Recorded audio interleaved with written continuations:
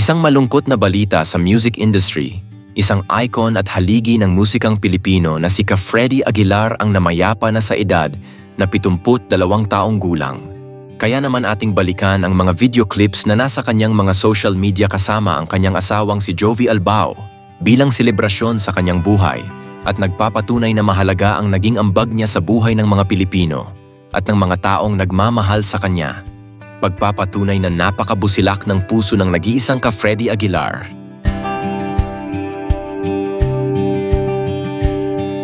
Hello! Hindi pa ako nakapag-open nga ulit ng Asadel. Siguro isang linggo na kasi andito pa kami sa Philippine Heart Center. Naka-confine pa si Freddy dito. Kasi umatake na naman yung asthma niya. But now we know na hindi lang pala asthma yung problema niya. Pero huwag kayong mag-alala kasi medyo okay na naman siya. Stable na yung kalagayan niya, nakakausap na siya, nakakalakad na ng konti pero kailangan pa rin alalayan. Hello! Sa susunod magtagalog na lang kayo ha, nakakaintindi naman ako ng Tagalog. So ayan nga, tinatanong niya kung pag namatay daw ba ang aking asawa, dito pa rin ba ako titira sa aming bahay. Alam niyo, hindi naman natatapos ang aming pagiging mag-asawa kapag nawala ang isa sa amin. Bilang legal na asawa, meron akong karapatan na dito pa rin magstay sa bahay niya kahit wala na siya. Pero kung ang pananatili ko sa kanyang tahanan ay magdudulot ng kaguluhan, willing naman ako umalis. Matanda na naman ako. Kahit papano meron na akong mga karanasan sa buhay, meron na akong mga natutunan, kaya ko na mag-survive kahit mag-isa ako. Siyempre, hindi naman natin masasabi ang panahon kasi hindi naman dahil mas matanda yung tao, mas mauuna siyang mamatay. Merong mga sobrang bata pa na mas nauunang mamatay kaysa dun sa mas matatanda na. So kung ang kalooban ng Diyos sa buhay namin, mas mauna siya kaysa sa akin. Hindi magiging issue sa akin yung mga maiiwan niya. Para sa katahimikan ng buhay ng lahat at katahimikan ko, pwede ako umalis. Pwede ako mamuhay mag-isa. At dahil kilala ko ang sarili ko, alam ko na makakasurvive ako kahit mag-isa lang ako sa buhay. So, ang pinaka-point ng kasagutan ko sa iyong tanong ay depende. Depende sa sitwasyon, kung anong mangyayari kapag nawala siya, at depende sa pakiramdam ko. Kasi kahit na gusto nila ako kasama habang buhay, kung hindi ako masaya dito pag wala si Freddy, aalis ako. Hahanapin ko yung buhay ko kung saan ako masaya. At kung hindi sila masaya na nandito ako kapag nawala si Freddy, ayaw kong maging dahilan para maging miserable ang buhay ng isang tao. Ayoko nang mahusgahan na naman yung buong pagkatao ko dahil nagmahal lang ako. Ayoko nang masisi sa mga kasalanan na hindi ko ginawa. Ayoko nang maging biktima ng mga sitwasyon na hindi ko naman ginawa. Ayoko nang masisi, ayoko masumbatan dahil hindi ko naman kasalanan na nagmahal ako. At gusto ko hanggang sa huli, yung masasayang alaala lang ang may iwan sa akin. Dahil syempre hindi magiging madali ang buhay para sa akin kapag nawala siya. Hindi madaling mawalan ng mahal sa buhay. Yung aso nga, iniiyakan natin ng todo pag nawala. Yung tao pa kaya nakasama natin araw-araw. So kung ang pananatili ko dito ay magdudulot pa ng panibagong sakit para sa akin or para sa ibang taong nakapaligid sa amin, hindi na lang. Deserve nating lahat na mabuhay ng masaya at tahimik. Lalo na kung naging mabuting tao naman tayo kahit papano. Yan lang, bye! Hindi ka bili tayo. Babe, may nagtatanong dito kung buhay ka pa daw. Ha? May nagtatanong dito kung buhay ka pa daw. Ito na, nagbihiwa ng bawang. Buhay ka pa ba, babe? Ha? Buhay ka pa ba? 165 na nga. Kailangan mo, babe? Anong kailangan mo? Anong kailangan mo? Wala. Ha? Hindi mo rin ako kailangan? Sa email pagka kumukulo na, no? Invite. Ano? Hindi mo rin ako kailangan. Dito, nagluluto ako eh. Storbo ko lang dito eh. Bahala ka dyan, sarap! May nagtatanong sa akin dito sa TikTok. Ano? Kung ako daw yung 16, bakit ang tanda ko na daw? Bakit nga? Ba't ang tanda ko na? Bakit nga? Mamali ko sa'yo. Alam nga, syempre, habang nagbe-birthday kayo, nagbe-birthday din ako. Wala namang hindi ka na umalis sa 16. Kaya pawis ko. Si Freddy nakakatawa. Alam niyo, para siyang bata. Pag may mga binibili siya, pinapakita niya sa akin isa-isa. Saan ka naman pupunta? Ito. Pogi naman yan.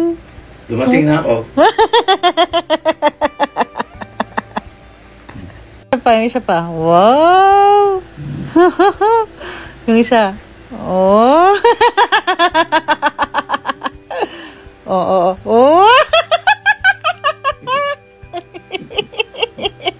Ibe, tuto. Nautuwa ko ah.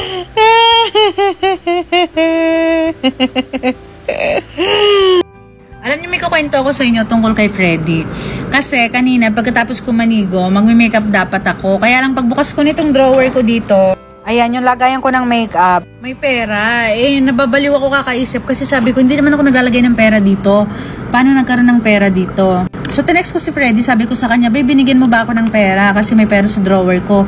Hindi naman ako naglalagay ng pera doon. Tapos, reply niya sa akin, love you. So, tinext ko ulit, sabi ko, tinatanong kita kung binigyan mo ako ng pera kasi may pera sa drawer ko.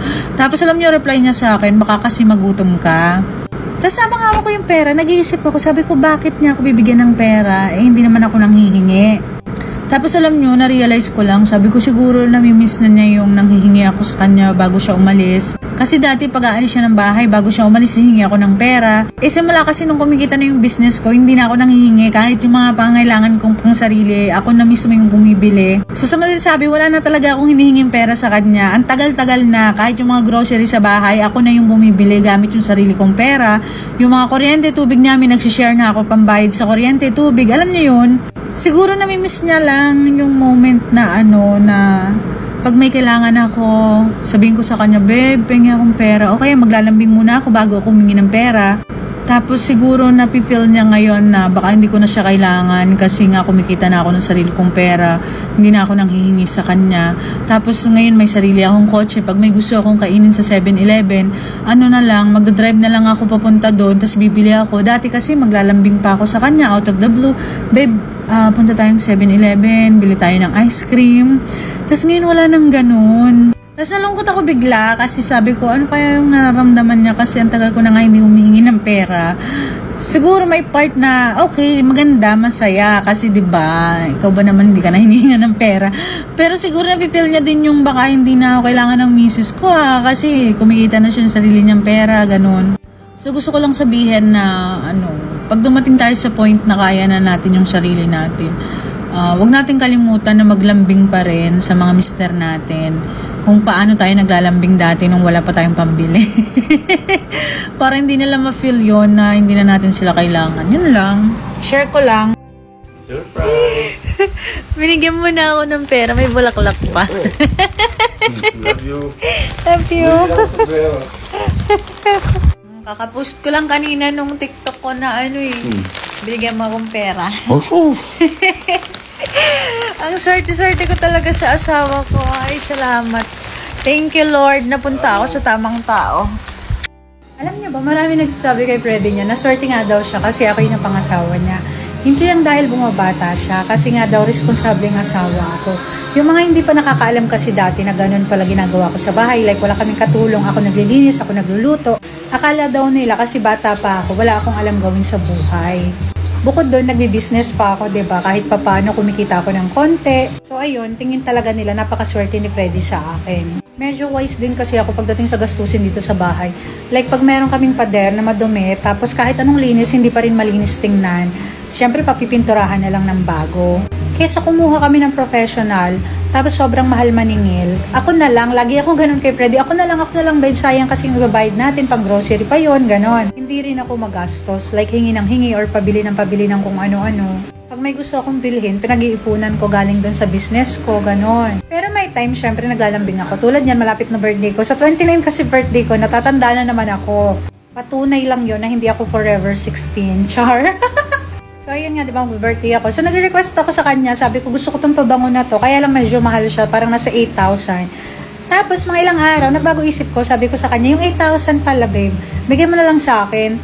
O-order na lang ako ng damit worth 8,000. Kasi medyo nagbago na yung ano ko ngayon Parang iba na yung mga gusto kong pananamit. Nakasando lang ako ngayon kasi naglilinis ako ng kwarto namin. So, ganun yung mga gastos ko. Like, pag birthday ko, anniversary namin, ganun, nag-request ako ng something, yun lang.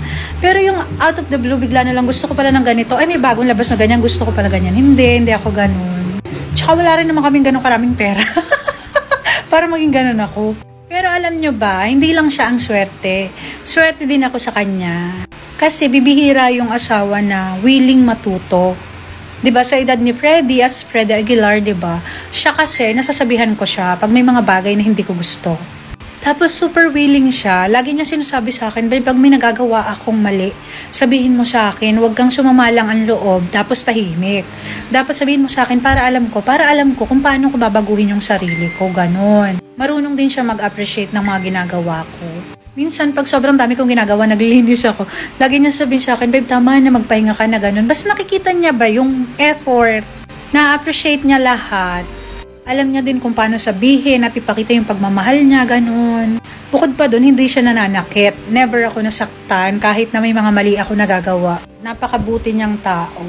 So, dun pa lang, swerte na ako. Bonus na lang yun na may pera siya. At least hindi kami naghihirap, hindi kami nagugutom, di ba, kahit papano. Ayun lang, chumika lang ako ng konti. Kailangan ko pa pagpatuloy yung paglilinis ko kasi chance ko na to. Wala kasi si Freddy ngayon. May kumuha kasi sa kanya para sa birthday party. So, nasa Nueva Ecija siya ngayon, kumakanta doon. Ako naman nandito, naglilinis sa kwarto namin para pagdating niya, malinis lahat. At saka makikita siya doon para bigyan niya ako.